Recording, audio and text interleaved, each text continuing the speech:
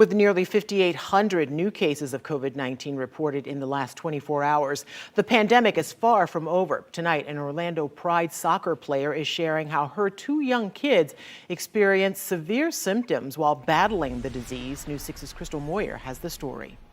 Orlando Pride soccer player and Olympic gold medalist Sydney Leroux is sharing her personal experience with COVID-19 to encourage others to take the virus seriously, especially when it comes to children.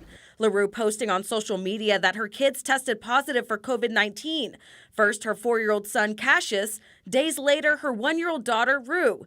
In the post, she writes her daughter's symptoms included a fever, vomiting, exhaustion, and an awful cough. This virus affects every single age population. No one is immune to it. Dr. Rajiv Ball is an emergency medicine physician and says while most children with COVID have mild symptoms, some may experience severe symptoms like Leroux's kids. Sometimes it's that cough, the fever, congestion, and these symptoms are the same symptoms of an upper respiratory infection. If you are concerned about COVID-19, it's definitely important to get your child tested. Latest numbers from the Florida Health Department show more than 172,000 cases of the virus in children 14 and under, with more than 1,000 hospitalizations and 6 deaths. According to the Centers for Disease Control and Prevention, nearly 250 kids in the U.S. under the age of 18 have died as a result of the virus. Leroux says her kids are back in good health and she managed to stay healthy. In a post, she says she wants to share her story to urge everyone to continue taking the virus seriously when it comes to both you and your children. This pandemic isn't over, and we need to continue practicing these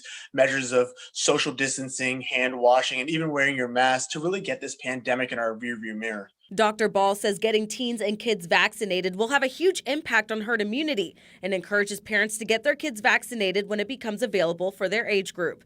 In Orlando, Crystal Moyer, Getting Results, News 6.